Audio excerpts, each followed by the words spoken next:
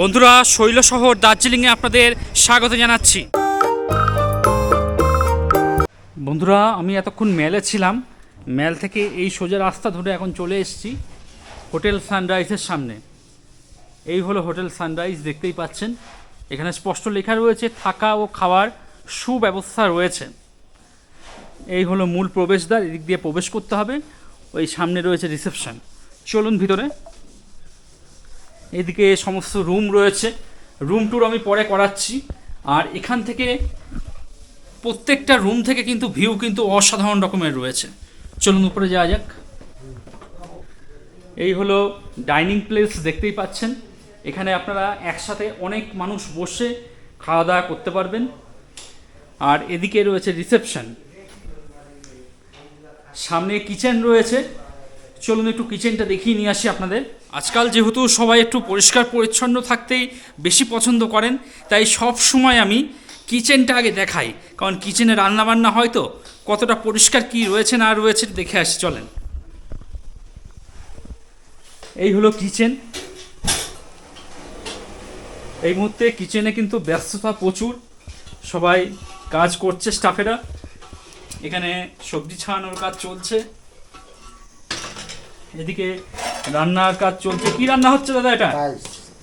আচ্ছা।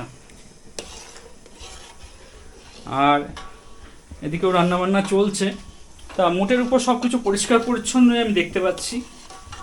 যা তোলা হচ্ছে লাইভ ক্যামেরায় তোলা হচ্ছে, দেখুন, আপনারা দেখে নেন। যা যা রান্না হয়েছে এখানে রাখা হয়েছে, জাস্ট ভিডিও করা হবে বলে এর উপরে ঢাকনাগুলো সরানো হয়েছে আর কি। ভিডিও হয়ে যাওয়ার পর আবার পুনরায় ঢাকনা দিয়ে জিনিসগুলোকে সুন্দর করে রেখে দেওয়া হবে।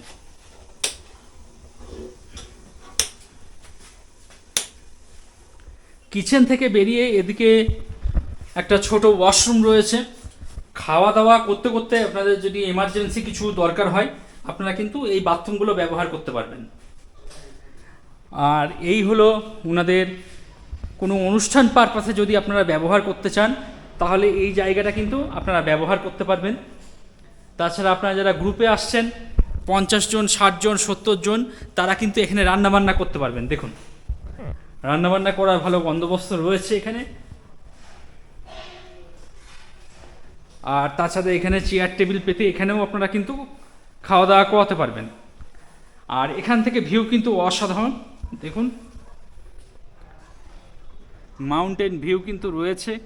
একটু মেঘলা ভাব রয়েছে, তার জন্য একটু অস্পষ্ট লাগছে, কিন্তু ওয়েদার পরিষ্কার থাকলে এখান থেকে কিন্তু কাঞ্চনজঙ্ঘা খুব সুন্দর দেখা যায়। দেখুন, তো খেতে খেতে আপনারা বাইরে এরকম একটা ভিউ পেয়ে যাবেন, কোনো অসুবিধা নেই। আর এই যে বড় জায়গাটা দেখছেন, এটা কিন্তু যে কোনো পারপাসে, অনুষ্ঠান পারপাসে আপনারা কিন্তু ব্যবহার করতে পারবেন।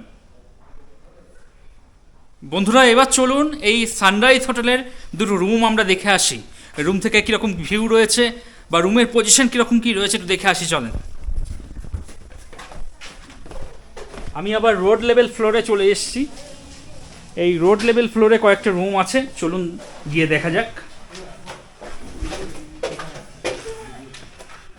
এই দুদিকে রুম রয়েছে, এদিকে রুম রয়েছে, এদিকে রুম রয়েছে। Hotel sunrise room number 14। কিছু গেস্ট আছে, তা ওনাদের পারমিশন নিয়ে আমি ভিতরে ঢুকছি আর কি। আচ্ছা, কোথা থেকে এসছো তোমরা সবাই?